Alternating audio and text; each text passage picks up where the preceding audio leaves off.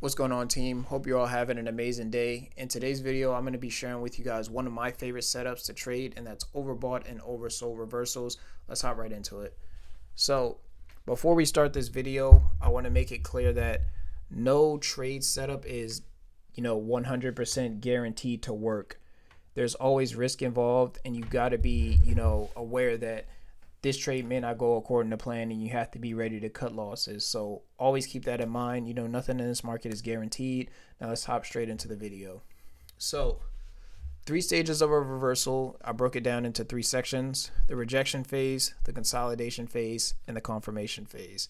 Now, as you can see, the rejection phase is the high risk phase because a stock is selling off, and you don't want to buy a stock when it's selling off. It's like trying to catch a falling knife.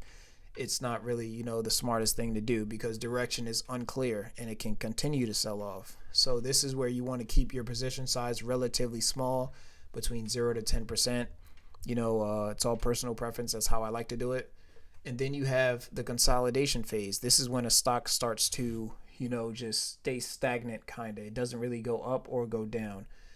And during this phase, the consolidation phase, this is when you can add a little bit more, but direction is still very unclear because we can't consolidate and then continue to sell off. So always keep position size in mind. Always have a stop loss in mind where you plan how much you plan to lose. It may be dollar, maybe percent, but always keep that, in the back of your head.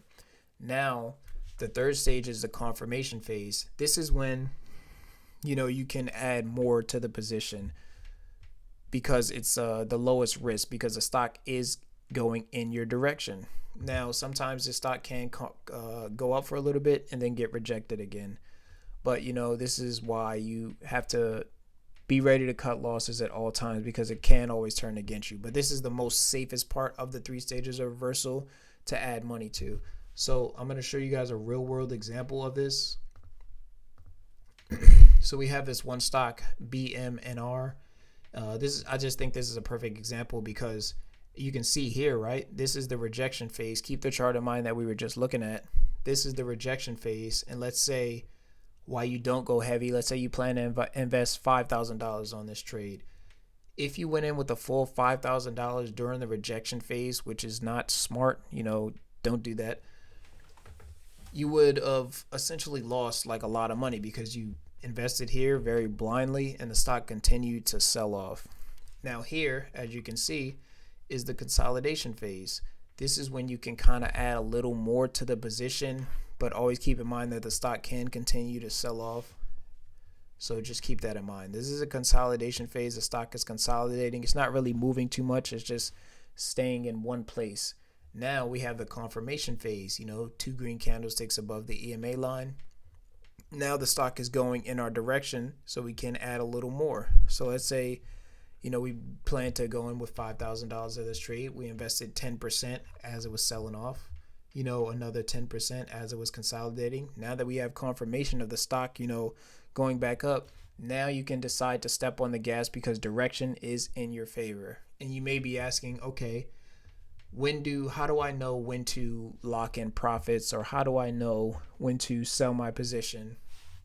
Now, I always say that locking in profits and selling your position it's all personal preference, but you never want to really turn a green trade into a red trade. So what I mean by this is you never really want to get so greedy to a point where you hold. Let's say you bought here and you made all of this money, but you were so greedy because you wanted to make, a certain dollar amount.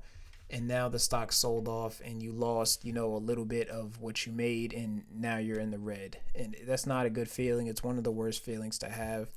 So I say lock in profits as soon as you hit your personal goal or you get really close to it, or if the charts are telling you that, hey, this stock is not pushing up anymore, as it was here. As you can see, it was pushing up and it started to slow down a little bit. So you could have sold here and still made very good money on this trade.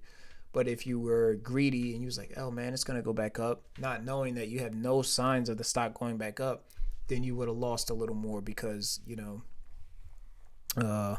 because of you were undisciplined enough to lock in profits. Locking in profits too early is never a bad thing.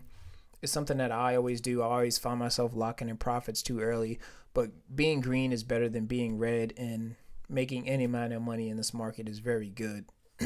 Now, that's an oversold reversal. An overbought reversal is essentially just the opposite. So you're making money as a stock sells off. So let's say, let's say, look at this this one for example. We have MSTR that gapped up, to whatever 170 or whatever.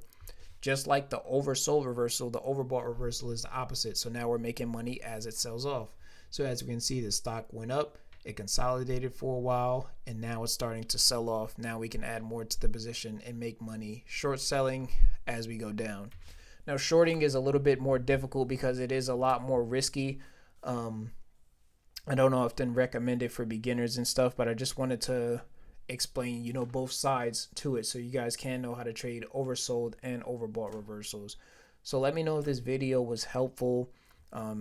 Drop a comment if you guys have any questions about anything that I said in the video, and hope you have a good day.